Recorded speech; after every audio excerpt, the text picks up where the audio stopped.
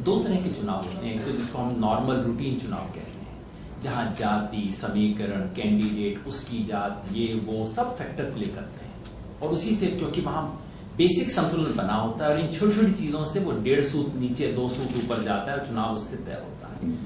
दूसरे होते हैं जिसको टेक्निकली हम रीअलाइनिंग इलेक्शन बोलते हैं, जिसमें अब तक का जो अलाइनमेंट बना होता है वो अलाइनमेंट चरमरा के टूट जाता है और एक नया अलाइनमेंट बनता है।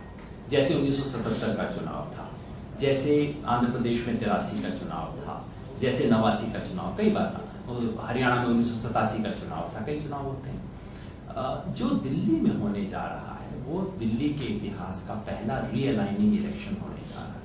आज तक दिल्ली बाइपोलर कॉन्टेस्ट था, दो पार्टियों में दो बिल्कुल सीधे सीधे उसकी भिड़ंत होती थी, और कोई हमसे सहमत हो ना सहमत हो, इससे अब इंकार करने वाला दिल्ली में कोई नहीं बचा कि अब दिल्ली 2 घोड़ों की दौड़ नहीं बची है, ये बदल गई। और जैसे ही एक उसका रीअलाइनमेंट होता है, उस इलेक्शन में कैंडिडेट, उसकी पर्सनैलिटी, उसकी जाति, उसका ये समीकरण, उससे उसका ये टाका, ये सब अप्रासंगिक हो जाते हैं उन चुनावों में। हम उसी तरह के एक चुनाव को देख रहे हैं।